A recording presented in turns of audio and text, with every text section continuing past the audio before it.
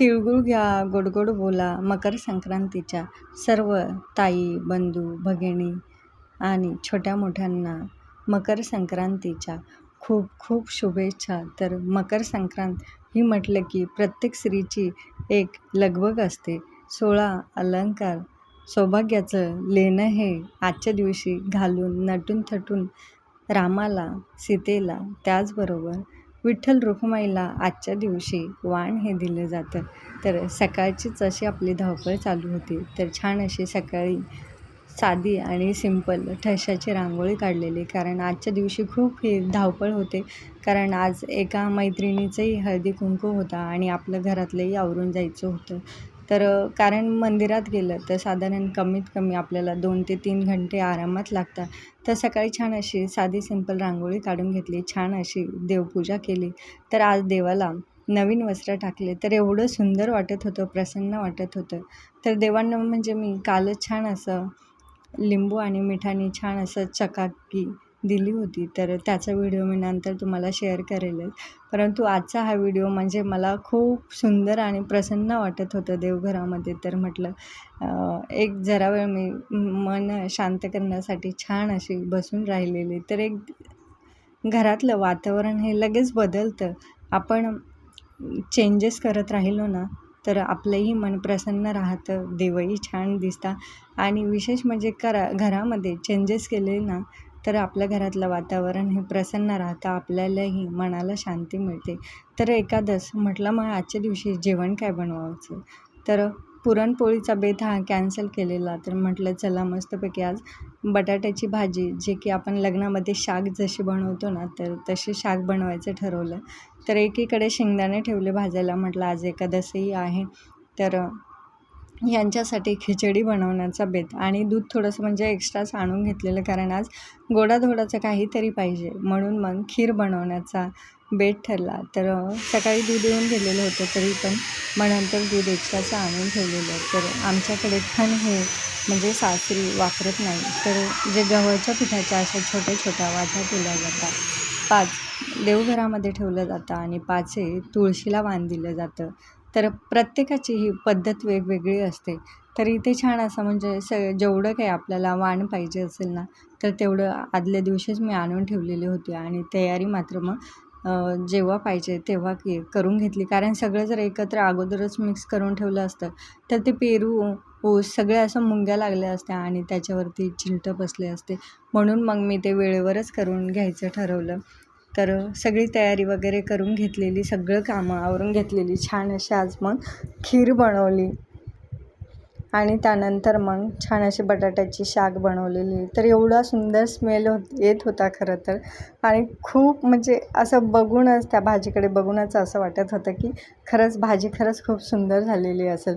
तर एकादश होती म्हणून म्हटलं मग थोडेसे बटाटे आणि रताळी आपण छान असे बॉईल करून ठेवूया, म्हणजे एमर्जन्सी जरी लागलं तर पटकन अशी खिचडी बनवता येईल. आणि मी मंदिरात जाणार तर मग भरपूर वेळ जाणार, कारण मंदिरात गेलं किंवा फोटो सेशन हे भरपूर वेळ चालतं. साधारण जिथे अर्धा तास लागायचं ना तिथे 1 तास जातो आणि मंदिरात गर्दी खूप असणार, कारण सगळ्यांचा टायमिंग हा 3च्या नंतरच होता. तर सगळ्या जणींना भूकही लागलेली असतात, त्यामुळे मग शक्यतो मंदिरात खरंच गर्दी राहणार असं वाटलं होतं. त्या अनुषंगाने मी सगळी तयारी करून घेतलेली होती. तर 3चा मुहूर्त होता, तर आवरायला मी लवकरच घेतलेलं. तर रेडी झालेली. पूजा मांडण्याची ही प्रत्येकाची वेगवेगळी पद्धत असते आणि ते त्या ठिकाणी गेलं ना मग कळतं. आणि प्रत्येकाचे रीतिरिवाज हे वेगळे असतात. मग ते खणपूजन असो किंवा मग जे म्हणता ना की पानं वगैरे देतात, तर हे सगळ्या गोष्टी मी इकडे आल्याच्या नंतर बघितल्या. सोलापूर साईडची पद्धत ही वेगळी आहे, तशीच मराठवाड्यातली ही पद्धत वेगळी आहे. तर मुंबई या ठिकाणी जे आगरी लोक आहेत तर त्यांच्यामध्येही अशी पूजा केली जात नाही. तर असे प्रत्येकाचे वेगवेगळे नियम असतात खरं तर, आणि ज्याला त्याला जे आवडतं त्यानुसार ते करत असतात. तर मी सासरी आले तर तेव्हा इथे असं खणांचं पूजन केलं जात नव्हतं, तर अशा गव्हाच्या वाट्या बनवायच्या, कारण या अगोदरही सगळेजण तेच करत आले, त्यामुळे मीही चेंजेस करायचं नाही असं ठरवलं होतं. तर त्यानुसार मग मी पूजा करायला घेतली. तर जे काही आपण गव्हाच्या पिठाच्या ज्या वाट्या बनवल्या होत्या, खण बनवले होते, तर ते मग मी एका प्लेटमध्ये ठेवलेले. तर साधारण ते 5 असतात. त्याला हळद, कुंकू, अक्षदा अर्पण करायच्या. आणि जो खण असतो ना, तर आपण देवपूजेला तर कुणी उघडा ठेवता, परंतु तो झाकून ठेवायचा असतो. 5 देवघरामध्ये ठेवतो आणि 5 मग तुळशीला अर्पण करत असतो. तर इथे माझी छान अशी तुळस आहे आणि तिथेच मग माझ्या घरात एक मूर्ती होती छोटीशी.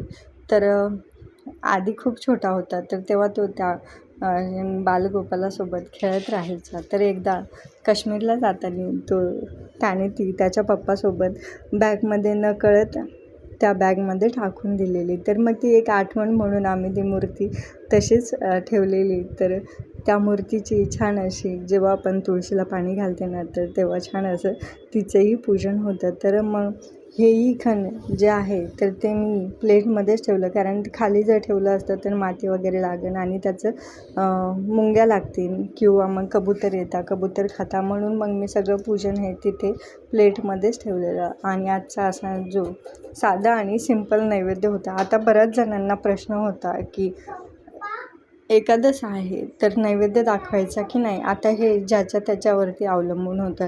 ज्यांना एकादश असेल तर त्यांनी तिळगुळ खाल्ला आणि दुसऱ्या दिवशी उपवास सोडला. तर ज्यांना उपवास नव्हता त्यांनी देवालाही नैवेद्य दाखवला आणि छान अशी तयार होऊन मी मंदिरात निघालेली. तर मंदिरात जाण्यासाठी एवढे फोनवर फोन येत होते की खाली चल आणि फोटो सेशन करायचं आहे. तर खाली गेलो तर सगळ्या जमा झालेल्या होत्या. तरी अजून एक दोघींची नथ राहिली होती, तर ती नथ आणण्यासाठी त्या गेलेल्या. तोपर्यंत आम्ही थोडीशी वाट बघत बसलेलो.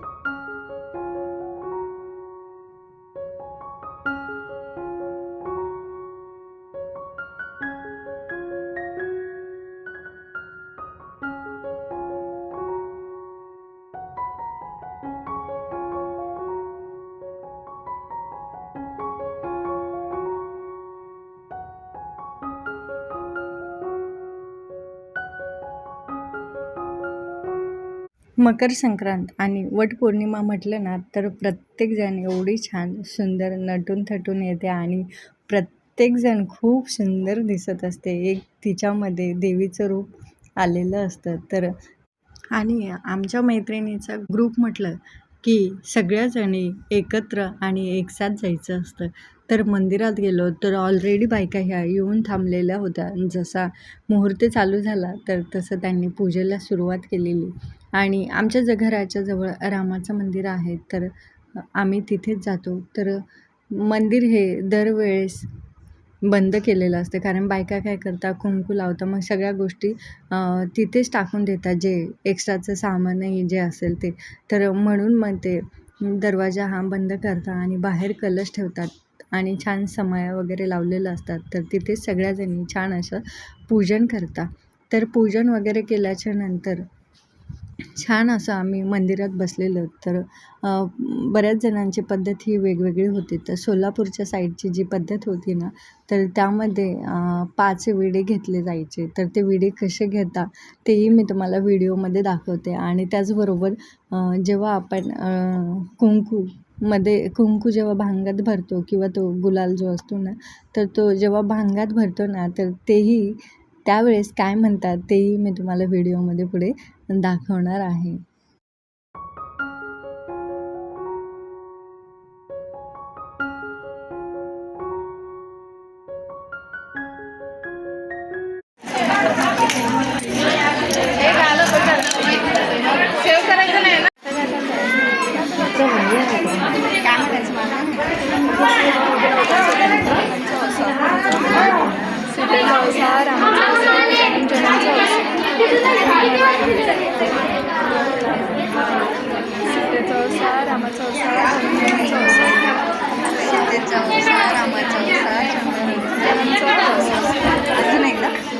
दोनदा झालं ना, झालं काय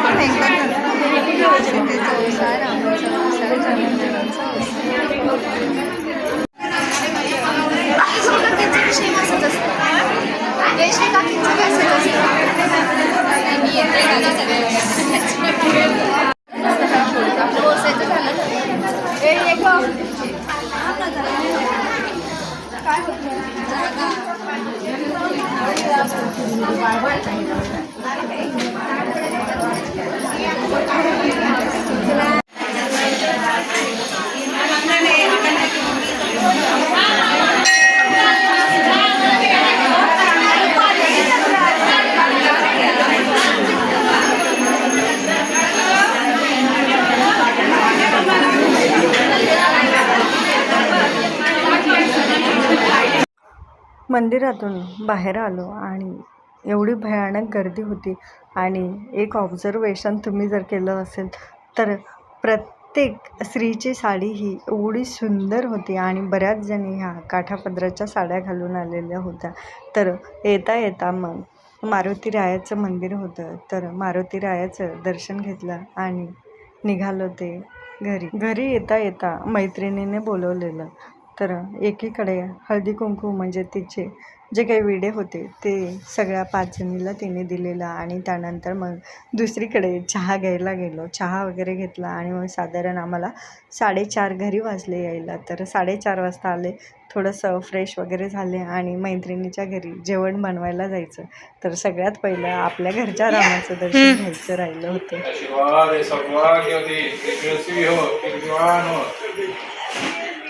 आणि त्यानंतर मग आम्ही मैत्रिणीच्या घरी गेलेलो. तर आज रगडा पॅटीस बनवायचा बेत होता. तर अक्षू आणि तिची मुलगी छान फोटो सेशन चालू होतं आणि संध्याकाळी मग छान असं आम्ही परत घरी आलो. जरा वेळ बसलो, घरचेही कामं आवरून घेतले आणि मग हळदी कुंकवाला परत एक साडी घालून हळदी कुंकवासाठी गेलेलो. तर मंदिरातून यायलाच आम्हाला 4:30 वाजले होते, त्यामुळे आम्ही काही जेवण वगैरे केलंच नाही. तर रगडा पॅटीस बनवायला गेलो. तर म्हटलं आम्ही संध्याकाळी इथेच रगडा पॅटीस खाणार आणि पोट भरून छान असा रगडा पॅटीस खाल्ला. तर आजचा व्हिडिओ तुम्हाला कसा वाटते नक्की कमेंट करून सांगा आणि पुढच्या व्हिडिओमध्ये नक्की भेटू.